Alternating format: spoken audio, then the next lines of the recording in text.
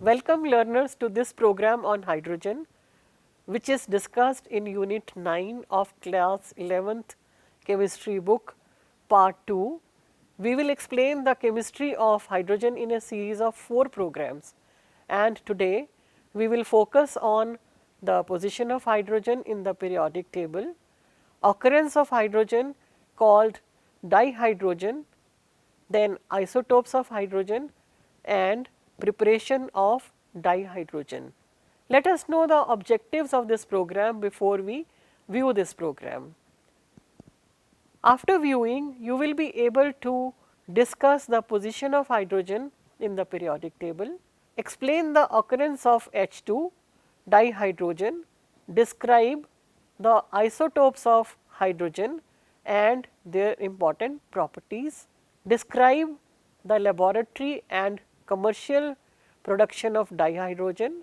Let us have a glimpse of some facts about hydrogen. Hydrogen is the first element in the periodic table. It has the simplest atomic structure amongst all elements having one proton and one electron in its atomic form. In the elemental form, it exists as a diatomic molecule H2 called dihydrogen. It forms more compounds than any other element. So, let us explore now some more facts about hydrogen to understand its placement or position in the periodic table. As you can see in the periodic table, hydrogen is the first element in the periodic table, and why it has been given such a unique position? You know that in the periodic table, elements are placed according to their electronic configurations. So, the electronic configuration of hydrogen is 1s1. Here you can see that it has some similarity to the alkali metals, while we will also compare its similarity with halogens. So, let us first compare the similarities and then we will see what differences or dissimilarities it has with alkali metals or with halogens. So, as we have just said, the electronic configuration is 1s1, and for alkali metals also you know that the electronic configuration is given as ns1, where n stands for the principal quantum number and their electronic configurations are given as 2s1, 3s1, 4s1 etc. So, it is similar in electronic configuration to the alkali metals. That is one aspect, but at the same time it is also short of by one electron to complete its outermost orbit. It is this similarity with the halogens, because in halogens also if you see that the general configuration is given as ns2 np5, and if they gain one electron they will complete their octet, but here it is a 2 electron system and the first orbit will be completed by the occupation of 2 electrons. So, it is also short by 1 electron. So, by gaining 1 electron it is similar to complete its orbit with halogens, and by losing 1 electron it is similar to the alkali metals. That also is one similarity with the alkali metals and with the halogens. And what other similarity with the alkali metals is that it can form oxides, halides and sulfides. And now coming to the dissimilarities, you see some similarities are there, some dissimilarities are also there. If we see the ionization energies of hydrogen and compare it with those of the halogens, we see that the halogens have comparable ionization enthalpies with the hydrogen. That means that the high ionization enthalpy of hydrogen, which has a value of delta H 1312 kilojoules per mole, is more resembling to those of halogens. For example, in fluorine the ionization enthalpy is 1680 kilojoules per mole rather than that of lithium, which is 520 kilojoules per mole only. So, the ionization enthalpy of hydrogen resembles more with the halogens, not with the alkali metals, and it also forms diatomic molecules like halogens and hydrides and covalent compounds. So, you can see there are certain examples of similarities and certain dissimilarities with both alkali metals and the halogens. And also one more unique fact about hydrogen is when it loses its only proton it has only one proton. So, after losing that proton, whatever we get, it is only the H plus ion, which is a bare nucleus, you can say, that is of very, very small size, and it cannot exist on its own, or free H plus ion is not in existence, and it always combines with other molecules or atoms present surrounding it. So, loss of electron from hydrogen results in the nucleus, bare nucleus, which is H plus ions, and the actual nuclear size is approximately 1.5 into 10 to the power minus 3 picometer. So, if we compare that size with the size of roughly the atoms or the elements, it is 50 picometers to 200 picometers. So, that is very large size. If we talk about atoms and molecules, they are of very large size as compared to the bare proton. So, it always combines with the other elements or the atoms or molecules present in the vicinity. As a consequence, H plus ion does not exist freely and is always associated with other atoms or molecules. Thus, hydrogen resembles in some properties with alkali metals and with halogens. However, there are differences also with the properties of these groups of elements. Its unique properties thus favor its separate position in the periodic table. You can see that it has been placed separately in the periodic table. You will be excited to know some more facts about the occurrence of dihydrogen. We are calling it H2 because we are talking about here the elemental form, and H2 is a molecule of hydrogen. It is the most abundant element in the universe. 70% of total mass of the universe is made up of hydrogen. And also you know that it is the principal element in the solar atmosphere. In the sun, you know that reactions of hydrogen or the combination of hydrogen take place to give us helium, and it liberates a lot of energy, the solar energy we get from the sun. In the universe, you know that planets Jupiter and Saturn also consist mostly of hydrogen. And if we talk about the abundance by mass, in the Earth's atmosphere, the abundance is 0.15%. Why it seems so low? Because hydrogen is very lightweight in nature. So, if we talk about the combined forms of the occurrence of hydrogen, in the earth crust and in oceans, you know, it occurs to the extent of 15.4%, and vast amount of oceans contain water, which is, if you say about earth, it is 70%. The surface of our earth is made up of water or covered by water. And hydrogen is also present in plants and animal tissues, in human body. It is also found in our bodies in the form of carbohydrates, proteins, hydrides and hydrocarbons, and many more such compounds. Now, at this stage, it is also important to know about various isotopes of hydrogen and their properties. So, what is an isotope? Isotopes of an element have same number of protons, but different number of neutrons. Hydrogen has 3 isotopes, namely protium, deuterium and tritium. And if you the structures of these isotopes, you will see that hydrogen, which is protium we are mostly familiar with, has only 1 electron and 1 proton, but no neutron. The second isotope of hydrogen, which has 1 neutron, is known as deuterium, and it also has only 1 proton and 1 electron. The third isotope of hydrogen, namely tritium, has 2 neutrons. and again the number of protons remain 1 only and electron is also 1 only in tritium. So, you can see the structures of all these 3 isotopes and realize that they differ from each other in the number of neutrons.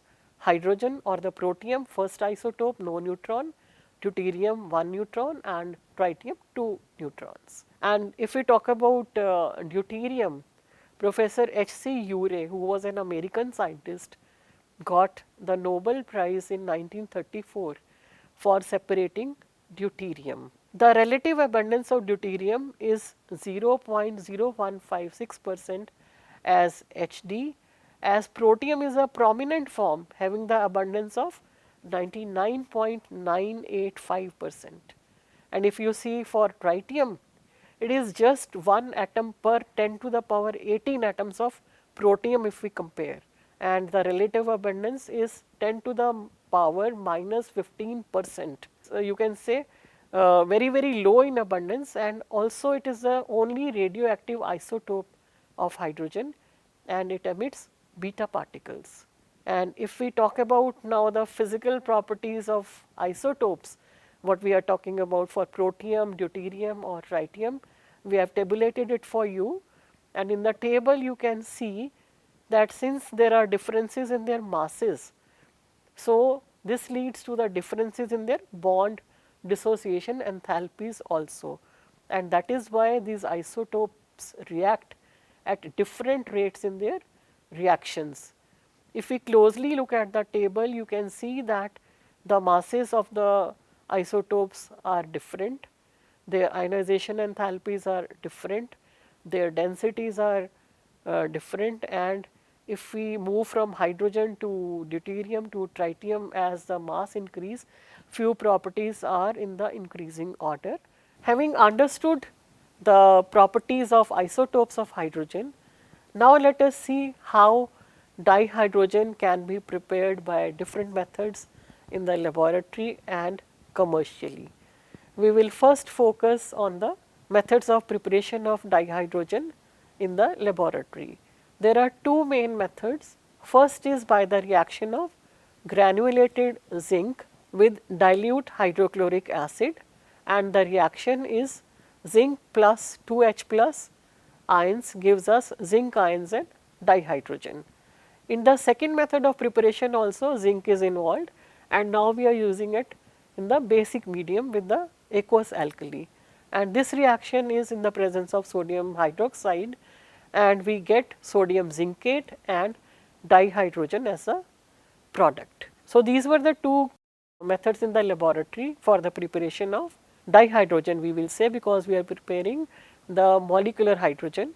And if we now want to know how it is prepared commercially, there are many methods of commercial production of hydrogen, and we will see there are different methods of production of hydrogen commercially. We will focus on 4 methods. The first method is electrolysis of acidified water using platinum electrodes, and you see that electrolysis can be done either in the acidic medium or in the basic medium, and we get dihydrogen as one of the products by electrolysis of water.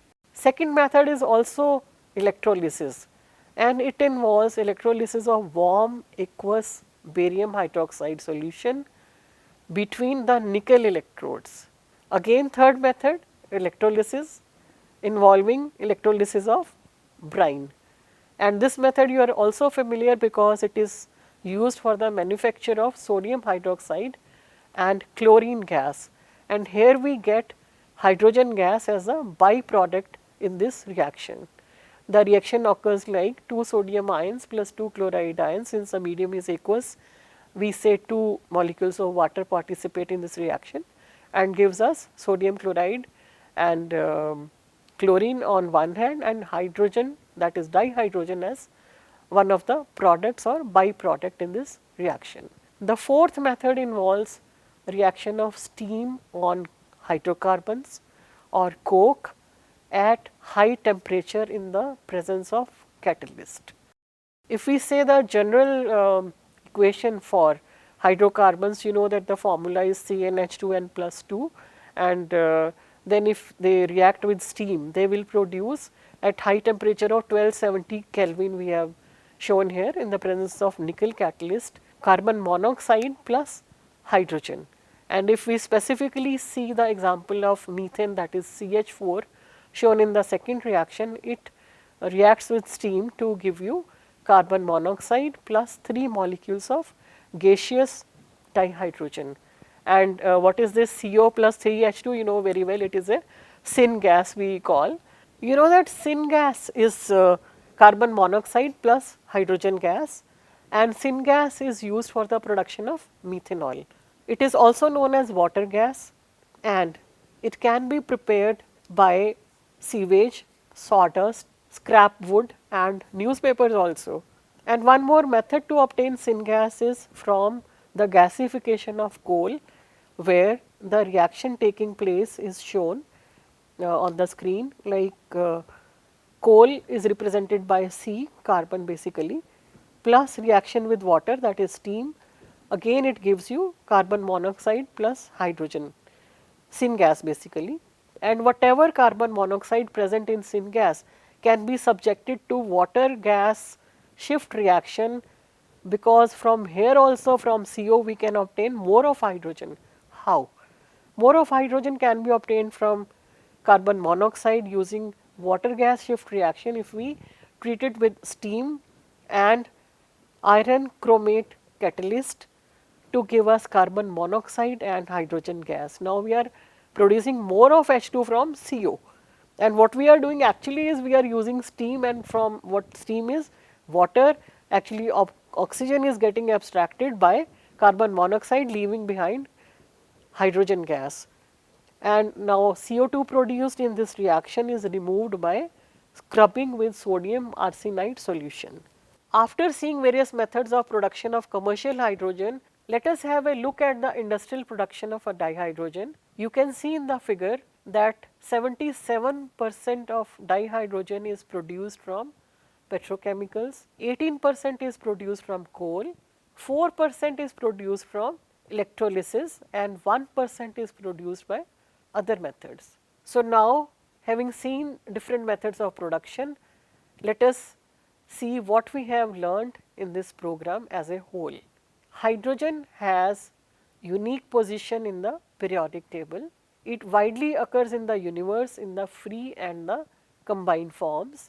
The three isotopes of hydrogen are protium, deuterium and tritium. Dihydrogen can be prepared in the laboratory and commercially using different methods. After seeing this program, there are certain questions for you. You can find answers for these questions. What happens when H plus combines with water or methanol? Second question is, how much water is present in human body? You must be curious to know, just find out. Write the reaction of hydrogen producing helium in the sun, which is giving you all energy you get from the sun. How is deuterium isolated? Read more about the work of Professor H.C. Urey, who got the Nobel Prize. And what is brine? Of course, you are very familiar with this term. Read more about the concentration of salts in the sea, how much are different salts in the sea there. And one more question you would like to answer, how much salt can be accommodated in water to make it a saturated solution, a skill you will be using in your practicals also. So, this was what we wanted to share with you in the first part of hydrogen part 1 program. In the next program, hydrogen part 2, we will be dealing with chemical properties of hydrogen, because it forms many compounds and compounds with almost every element, you can say. And specifically we will be dealing with the hydrides. Various types of hydrides will be explained in the next program.